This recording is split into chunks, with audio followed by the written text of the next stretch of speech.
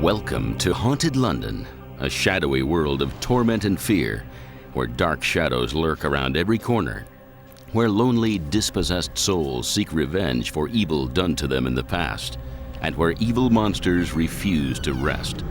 A world from which no one is safe. I've been frightened before. I'm an ex-policeman. For a while I looked after a riot squad, and that was quite scary. But this was abject, bone-shaking terror. Be prepared to be afraid, very afraid, as we uncover the most gruesome goings-on from the ghostly world of murderers and their victims. Welcome to Haunted London.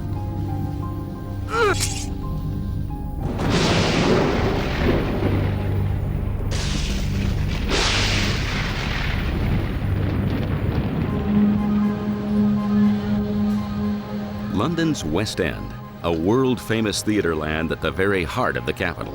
A place of glitz and glamour and millions of dollars a year in takings. Visitors flock here to see the big names up in lights.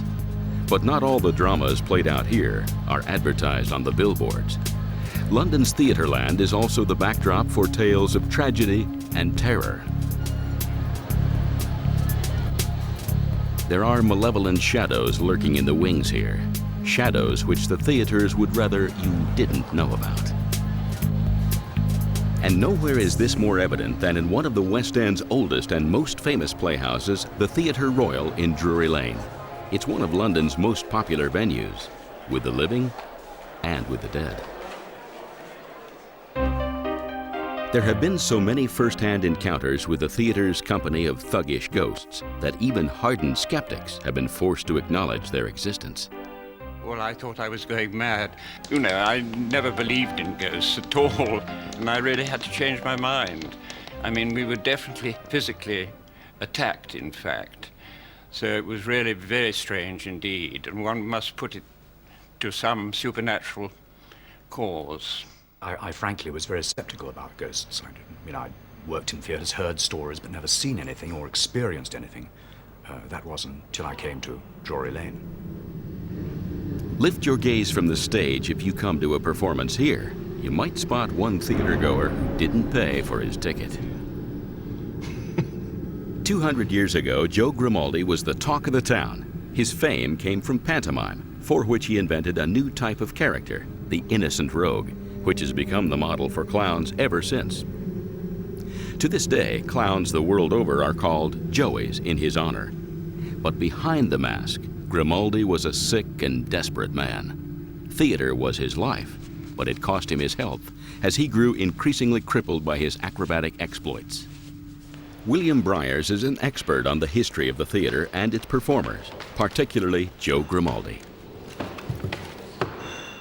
Joey started very young. His first appearance was at 2.5. So he'd spent all his life tumbling, falling about, and I think, and all the running back and forwards between the other theatres, it all took its toll. In 1807, Grimaldi played his farewell performance at the Theatre Royal. Unable to remain standing for long, he was helped to a chair close to the footlights, where he took his final curtain call. But the world hadn't seen the last of Joe Grimaldi. It is said he made a bizarre request that when he died, his head should be severed from his body. Since then, it has been seen floating about, and that's not all he does. Here at the Theatre Royal Drury Lane, Joey is recognised and known for giving people a kick. And it can be anybody. It can be the actors, it can be stage crew, it can be cleaners, anybody who works in the theatre. Robert Stanton knows all too well what the ghosts of Drury Lane do for kicks.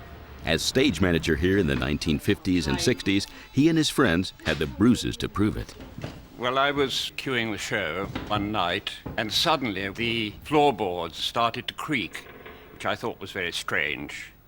And then somebody thrust their hand into my trouser pocket, and I went to get hold of it, but there was nothing there at all, and I looked round, and there was no one in sight. And then my deputy came round and I told him what had happened. And he said, well, somebody's just hit me hard on the shoulder. We really couldn't understand it at all. And then Betty Wolfe, who's playing the housekeeper, said, oh, well, thank goodness something happened to you because somebody has just pinched my behind hard. It seems that Joe Grimaldi is not the only Theatre Royal favorite who has found it hard to give up the limelight after death. Dan Leno was a world champion clog dancer turned music hall star who first trod the boards at the age of 4. He became a household name, acclaimed as the king of pantomime dames.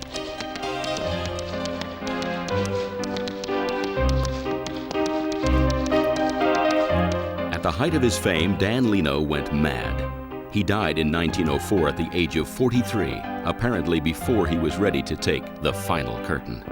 For nearly a century now, he has continued to return to the Theatre Royal for encores. When Nick Bromley was the company manager of the theatre's production of The Pirates of Penzance in 1981, he found himself involved in a different sort of drama in the wings. I was standing, just watching the show, and suddenly I got this push on my shoulder, and I spun, literally like that, round. Well, looked around, there was nobody here. So I thought, well, that's ridiculous, it can't have happened. I told people, and they said, oh, come on, you're making it up, you're a bit, I don't know what. So I said, no, I definitely experienced this. The next night, because it was an entrance, one of the actresses was standing directly where I am standing now, and she had poo-pooed my story, as it were, but she felt a hand pulling her wig from behind. I think it happened because the company office used to be a quick change room where Dan Leno would change his frocks, and I think we were literally standing in his way. I mean, he pushed me because I was a man, but he wouldn't have pushed a lady. He was a gentleman, so he just tugged her hair. Perhaps this same gentlemanly sensitivity explains the most famous trait of Dan Leno's ghost. Leno suffered badly from incontinence, which he disguised with perfume. As a consequence, his ghost is often detected by scent. That's what people are most aware of with Dan in this theatre, is the smell. You suddenly get a whiff of lavender. He goes past. Have you smelled it? A little bit once. The Theatre Royal isn't just one of London's most haunted theatres, it's also one of the oldest theatre sites. Actors and audiences have been coming here since 1663.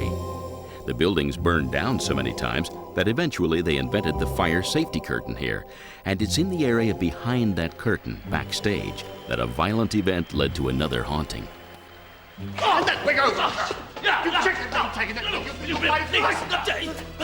In 1735, two actors began a furious argument over a wig. One, Charles Maplin, lifted a stick to beat the other, Woodruff, and put his eye out, an injury which was to prove fatal. During this tussle over the wig, Macklin stabbed Woodruff in the eye. And when Woodruff was lying on the floor there, Macklin, to try and be helpful, then proceeded to urinate in his eye.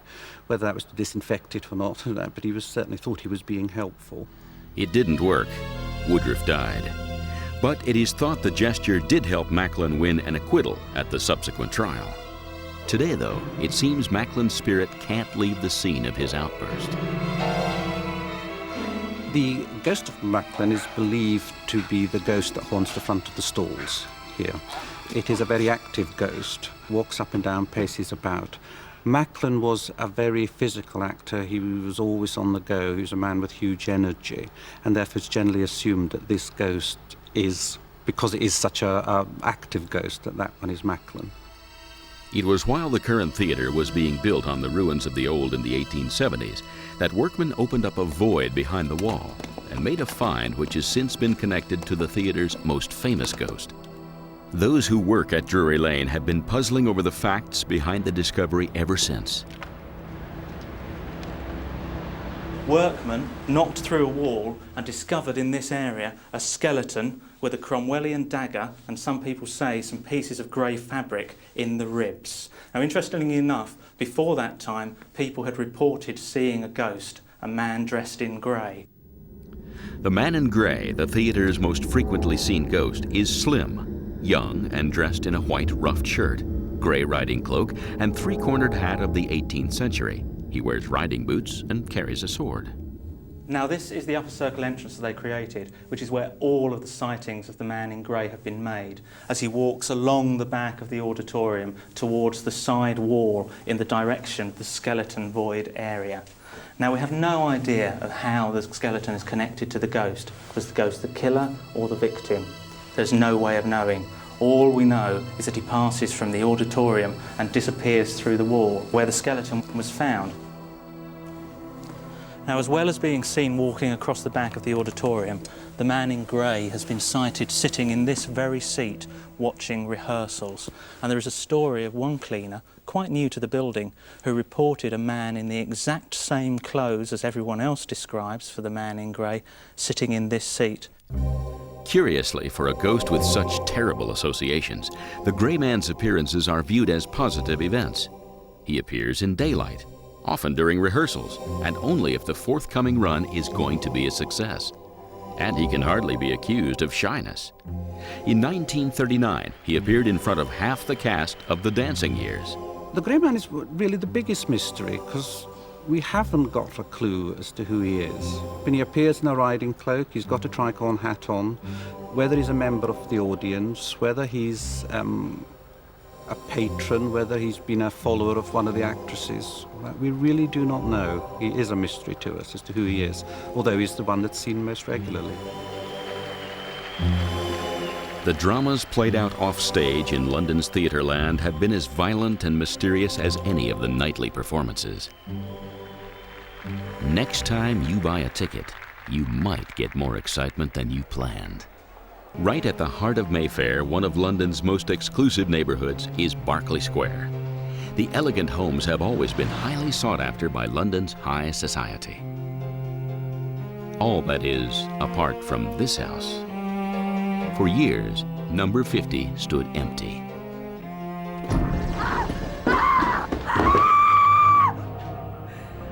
It's been nearly a century now since anyone lived in the house after a catalog of suicides, bizarre deaths, and people being driven insane by apparitions. Nobody dared. To this day, people who are sensitive to psychic phenomena say that the very brickwork is charged with a strange energy.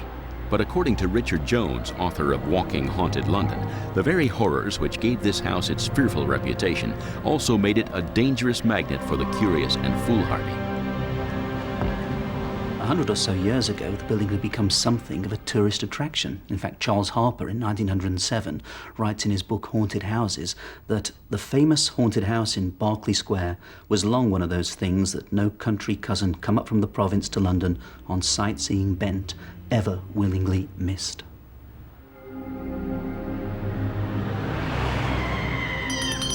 Unearthly phenomena were witnessed from the street. Onlookers described seeing flashing lights. They heard screams and the sound of a heavy body being dragged down the stairs. But it's what went on inside 50 Berkeley Square which earned this house its terrible reputation and claimed lives.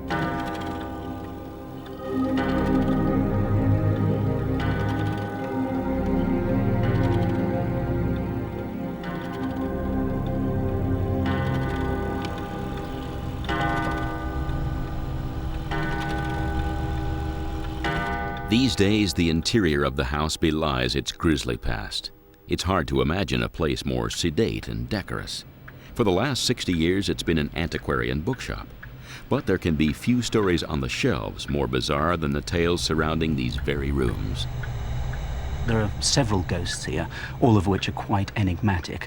We have tales of girls who've committed suicide in an attempt to thwart the lustful approaches of the master of the house and flung themselves from the windows, and their spirits now look forlornly from the upper windows of the building onto Berkeley Square.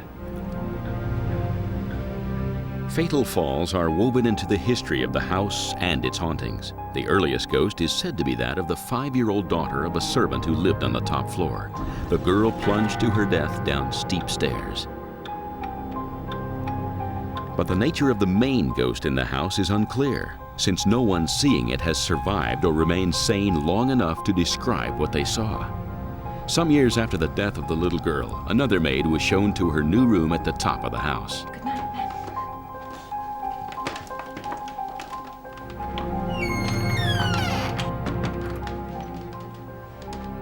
2 hours later, the household was awoken by shrieks of horror. When the family raced to the assistance of their maid, they found her standing in the middle of the room as rigid as a corpse, with her eyes wide open and staring. She was never able to tell them what she had seen, because she never regained her sanity. Soon after that terrible incident, a group of young men were spending a night in the house, drinking and gambling. For a wager, one of them said he would spend the night in the maid's haunted bedroom. If anything happened to him, he told his friends, he would ring the servant's bell twice. Yeah, I'm fine. Sure.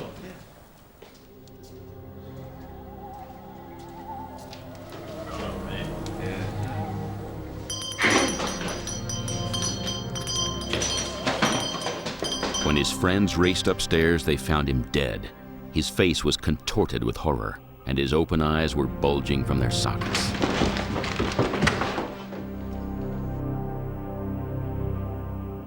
This must be one of the most unusual and unique haunted locations in London, not just for the nature of the enigmatic ghost, but also for the people's reaction to that ghost, very violent reactions in some cases. Today, number 50 Berkeley Square is owned by John Maggs, an antiquarian book dealer. So far, he has been spared the horrors that have befallen some of the previous occupants. But he can still sense an alarming presence in the house. People have seen things, even recently. This story about somebody having his glasses snatched out of his hand on the stairs. That was only in the last year or so. So I'm forced to believe there may be something here. And then only, a few weeks ago, we had a picture fall down the stairs, which could have been a poltergeist. It's possible. And then there's the famous episode with our cleaner. We were clearing up for a party in this room, and she was convinced somebody was behind her. And he turned around, there wasn't anybody there. So it may be that this, whoever it is, liked or didn't like what was going on in the house, their house.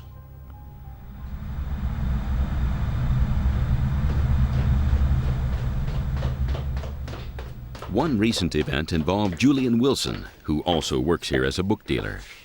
He was working alone in the building one weekend when he was startled by a mysterious apparition. Not a human figure, but a strange brown mist.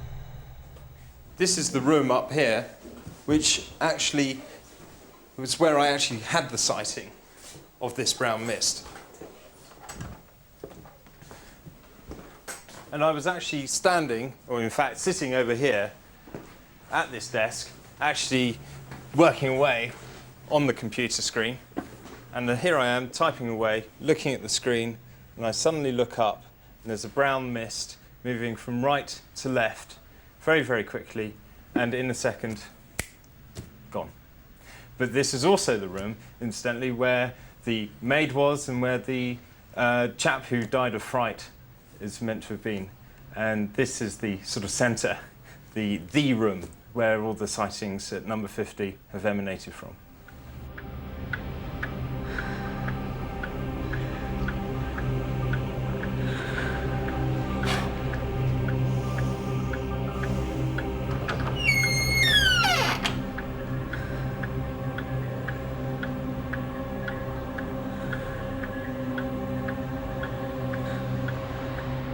It was after the death of the young man that the house fell empty and grew neglected, a telling indication of its notoriety, given that this is some of London's most valuable real estate.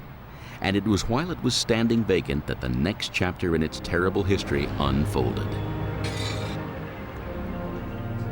One night, two sailors who'd been out on the town broke into the house. They were looking for a place to bed down for the night. Who knows what drew them to the exact room where all the previous horror had occurred.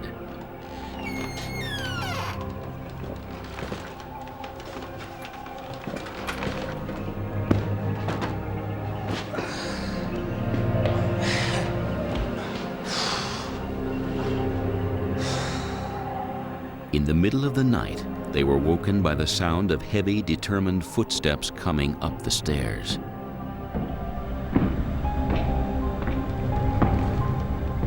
A hideous, shapeless mass began forcing its way into the room. One of the sailors made it to the door and escaped, but his friend was left cornered beside the open window. In his terror, he jumped to his death. When his friend returned with a police officer, they discovered the body impaled on railings. His twisted face and bulging eyes were testimony to the horror of his final moments. After the gruesome events of that night, the house and its ghosts lay dormant for over 20 years. The family of John Maggs eventually took over the property, but he treats the mysterious occupants of the house with cautious respect. I'm quite prepared to believe there is something. Then, of course, when you've been an antiquarian all your life, and I can sit down with a book, and I can get right into that book, and the spirit of the person who wrote it. In my case, it's Captain Cook and Bligh and so on. I know them all, I feel, intimately. And that's a little bit like this same mystic problem. Spirits confined to the pages of books are one thing, but the stories surrounding number 50 Berkeley Square are only too real and menacing, according to the experts. This place is remarkable because it's the only haunted location I can think of in London where you have a ghost that is intent on evil and that is actually out to damage or harm people. But also it's the one building I can think of where you have such a collection of ghosts and sightings in such a small location.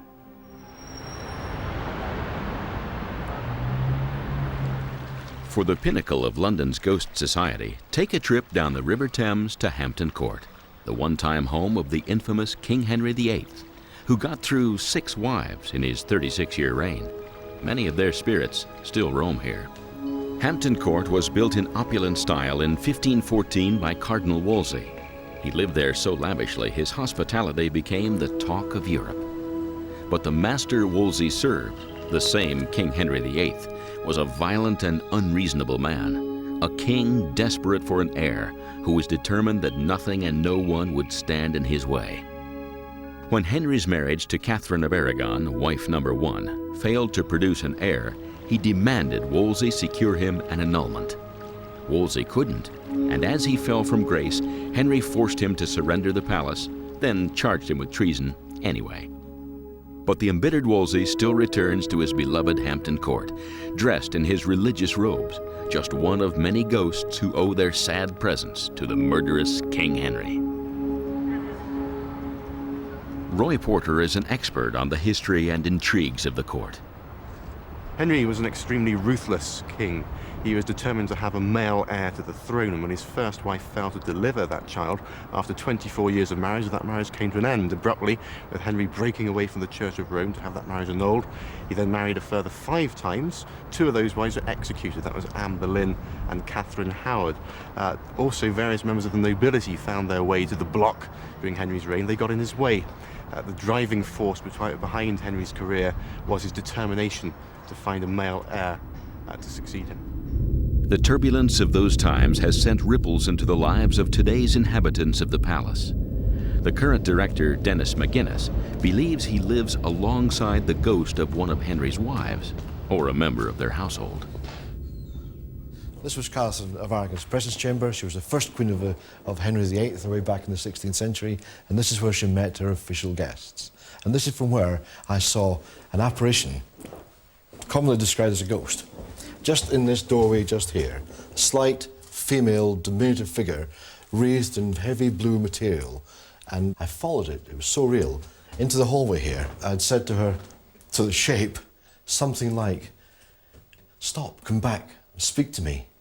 Having said it, I realised I must look very, very stupid. Nobody can be sure who the figure was, though Dennis McGuinness has seen her 9 times. The public have not. This part of the palace is off limits to visitors, but other ghosts do appear in public areas.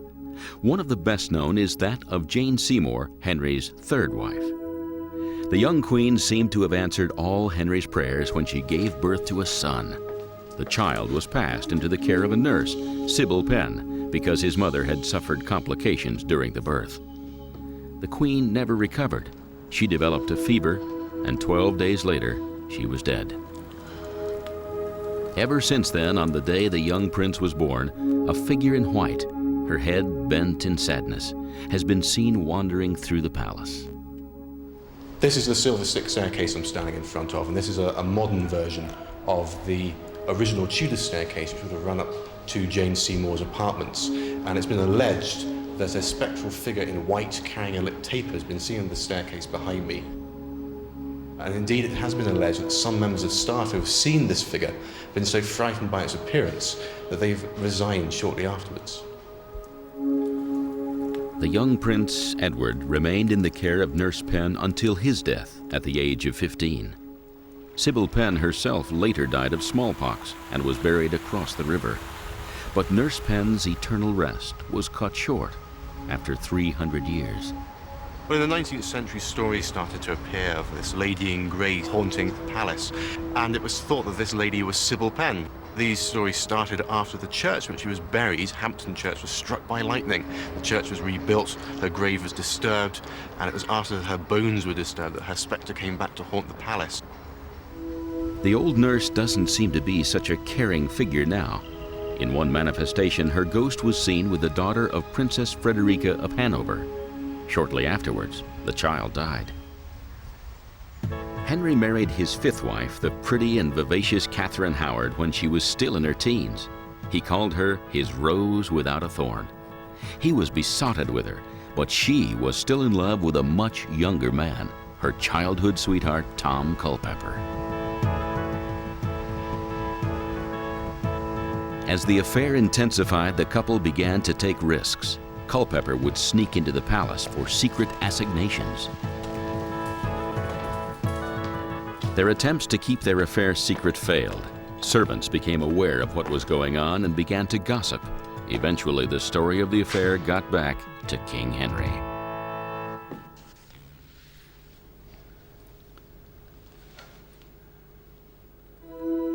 Catherine was questioned and tried in the Great Watching Chamber at the palace, where the fact of her adultery was made public.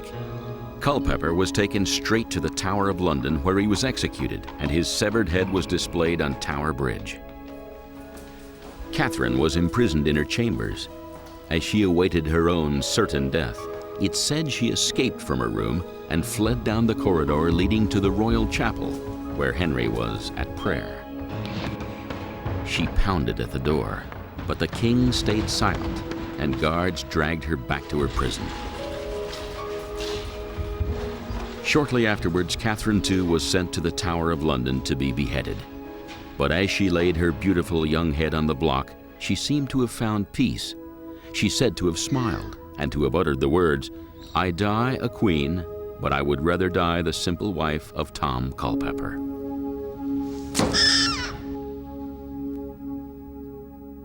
But perhaps the smile was deceptive, for here at Hampton Court, her ghost has been seen running again and again down the corridor to the chapel door.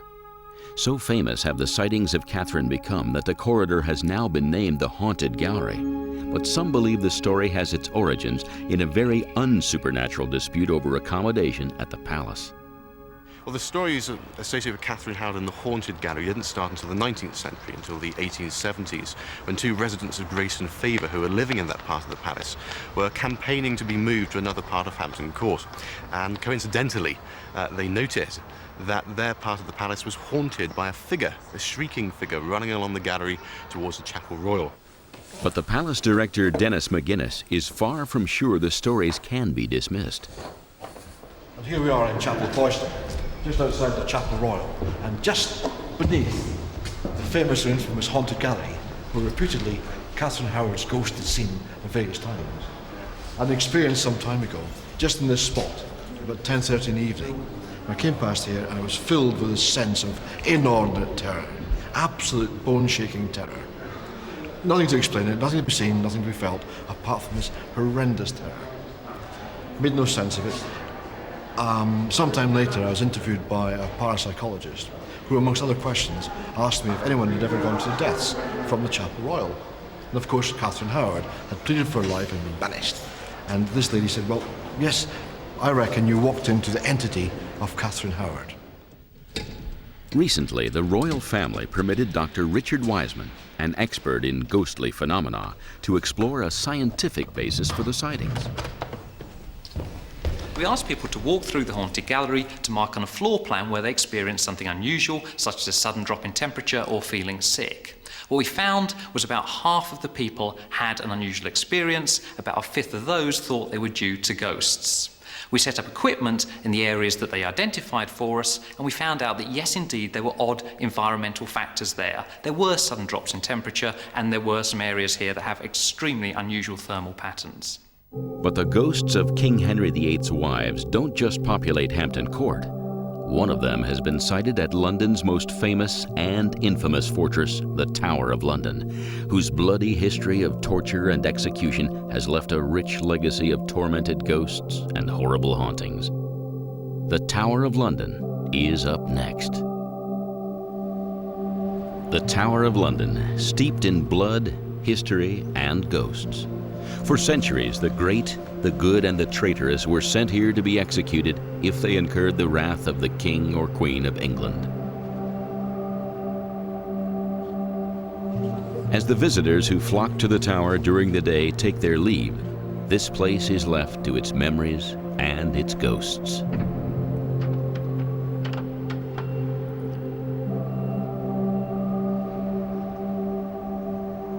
Today, the many individual towers and buildings known collectively as the Tower of London and their supernatural inhabitants are watched over by yeoman warders or beefeaters.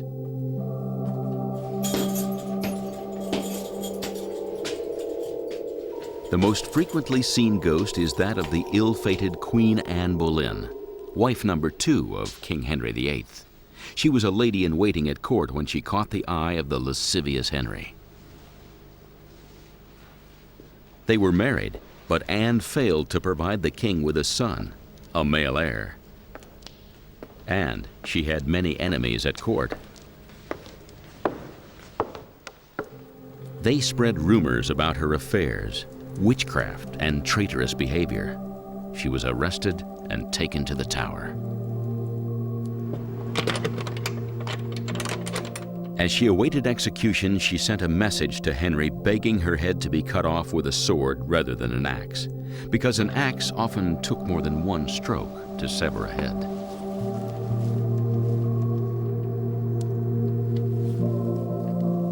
She was granted her wish. On May 18, 1536, she was executed by sword on Tower Green. It said that when the executioner lifted her head to show the assembled crowd, her eyes were still surveying the scene and her lips were still in the motion of prayer. Quickly, her ladies-in-waiting placed her remains in an arrow box, took the head underneath the arm, and the remains were taken and buried in our little chapel of St. Peter ad Vincula. Many times sightings have been seen of Anne Boleyn walking around Tower Green. In 1864, a guardsman was on duty at the tower. He was patrolling an area close to the Queen's house, where Anne Boleyn was said to have spent her last night before being executed. Suddenly, he saw the figure of a woman emerge from the morning mist. He challenged her to halt, but the figure ignored his commands. As she got closer, he saw to his horror that the figure had no face. An officer found the guardsman slumped on the ground. The man was court-martialed for being drunk on duty, but the soldier claimed he had in fact collapsed in fright. The judge didn't believe him, but then other soldiers stepped forward to say they too had seen the lady below the room where Anne Boleyn spent the last night of her life. The soldier was cleared. The Queen's house may have other spirits besides Anne Boleyn's. One evening, Catherine Campbell, personal secretary to the governor of the Tower, was working here.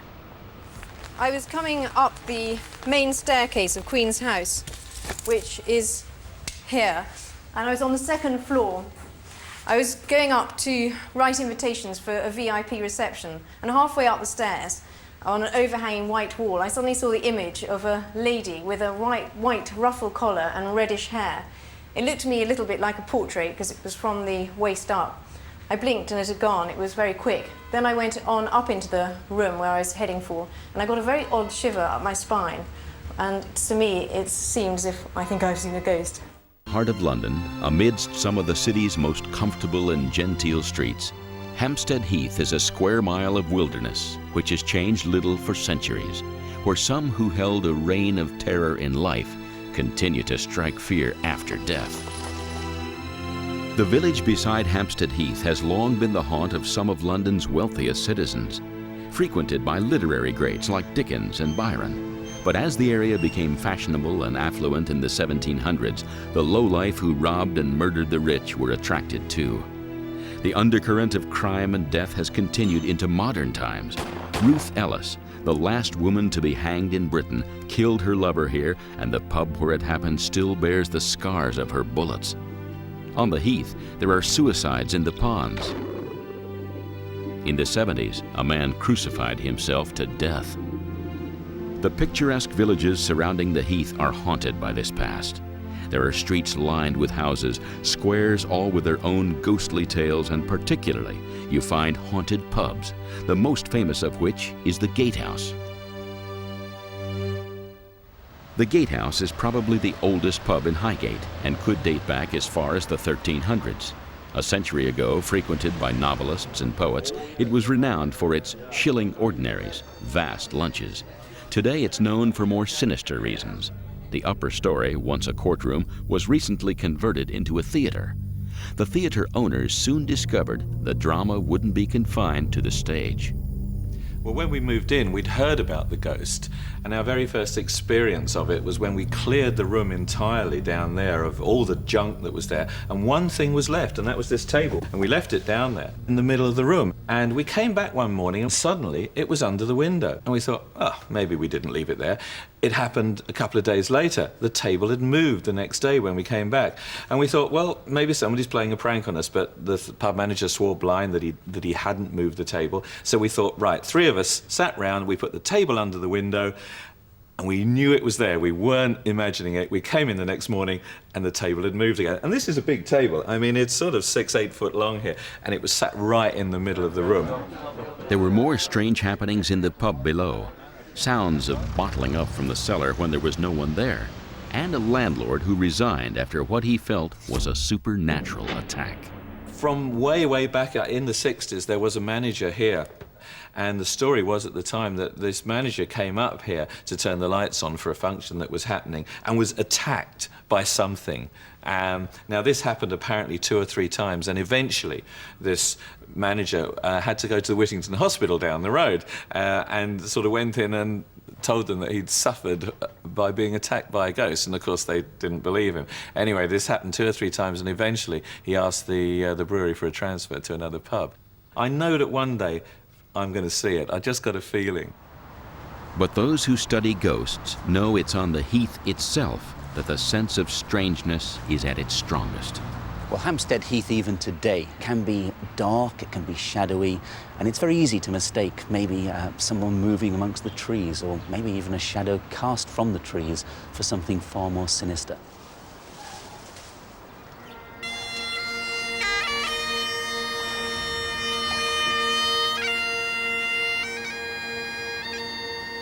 You can expect the unexpected on the Heath. Dave Brooks has played bagpipes on the Heath several times a week since he heard them being played in a vision here. Still, for him, it's a place of mystery. I had a vision that I was going to play the pipes when I was walking one day up by Boadicea's burial mound, which is over the top, over that way. It's a very magical place, mainly because there's water rises up in about sort of 8 to 10 different places that form ponds. The ponds were built as reservoirs in the 18th century. And people go there. People have been going there for years. People actually go and spend all day up there. And anywhere where there's water coming up is a magical place. But also the fact that it's green and it's in London, in the middle of London. It's so lush and green, and that's why it's magical. And it's mysterious as well, because it's open. It's always open, it's never closed, and it's right in the middle of a city. David Roper has been swimming in the men's pond on the Heath every day since 1946. On his first day as a lifeguard here, he had to drag the body of a suicide victim from the water. There was a suicide case and I had to deal with it. I can still remember the guy. Someone from the bank called and said, "Oi mate, you got a geezer in here." That was the exact words. And I pulled him onto the bank. There was nothing I'd do for him. He just literally walked into the pond with all his clothes on and just went under. You know, committed suicide. And he was a tall chap, a very heavy coat. That I do remember. Many choose to die here in that way. Have they left their mark on this place? There are wavelengths from past times which are present, even to this day. You can feel totally insecure if you go into the shade, the darkness, and you feel like someone's coming up behind you or something like that. It's rather unnerving, so it is. It does happen, and because many things have taken place over on these films. Stephen Rowlandson, too, swims here every day.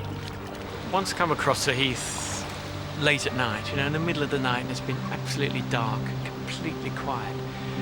And, you know, to say that you're in a place near the centre of London, it seems like a very empty, lonely place. It's easy to think why people imagine a place like Hampstead Heath is haunted, because there's been such a history of highwaymen and people were hanged here. And so I think the spirits of these people, they're probably still here somewhere around us. I came here for a late swim at night, and after my swim I came out on the side and was drying myself, and there was footsteps along here. And to this day I'm not able to account for them. So was it someone from the past? Someone who used to be a pond regular? I don't know. But they actually did it actually did happen. They came along here, and I was on my own. And I'm not able to account for what they were doing here. And there was no one here other than myself.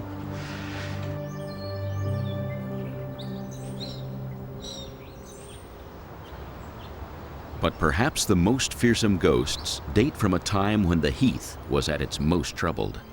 From the 17th to the 19th century, this bleak scrubland provided cover for some of London's most ruthless thieves and killers, the highwaymen. By 1699, there were so many that troopers were ordered to scour the roads every night. Hampstead Heath was a wild and desolate place. It was a dangerous place. Indeed, only the very foolish or the very brave would even venture into its hinterland. But as such, it was the perfect place for highwaymen to hide out amongst the trees and gallop out and rob their unsuspecting prey, and on many occasions, perhaps even murder them.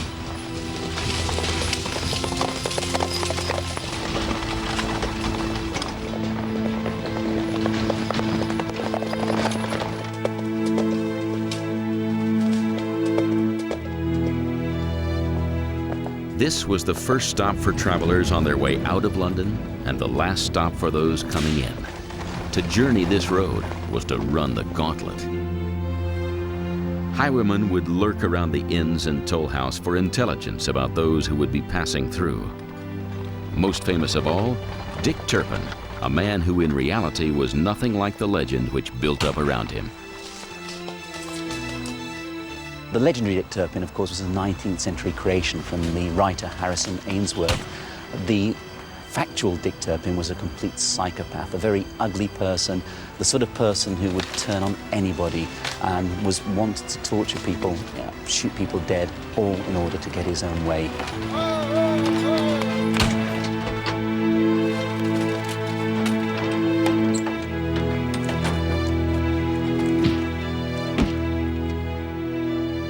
By 1739, in his mid-30s, it was all over for Turpin. He was hanged for horse stealing. But has he since returned to his former stomping grounds? Well, the most bizarre sighting in recent years must have been the sighting that happened to Helen Stiple. She was out jogging on the heath one evening when she turned round and saw a horseman galloping towards her. And she was convinced that the horseman was going to run her down and began to run, but still the horseman kept coming, so she flung herself to the ground. And when she looked up again, the horseman had completely disappeared. By the 19th century, with better policing and street lighting, the game was up for the cutthroat rapist robbers who liked to call themselves gentlemen of the road. The terror of their deeds faded and they became folk heroes. But on Hampstead Heath, do they return to remind us they can still strike fear into those they choose as their victims?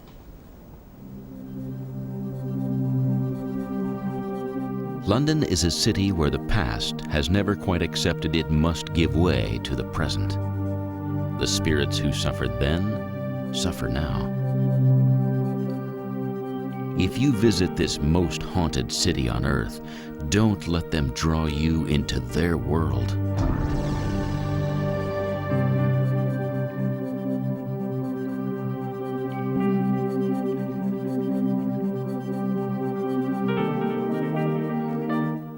Assassins, who they are and why they do it, tomorrow at 9 o'clock. After the break tonight, a haunted Missouri farmhouse, one of the scariest places on earth.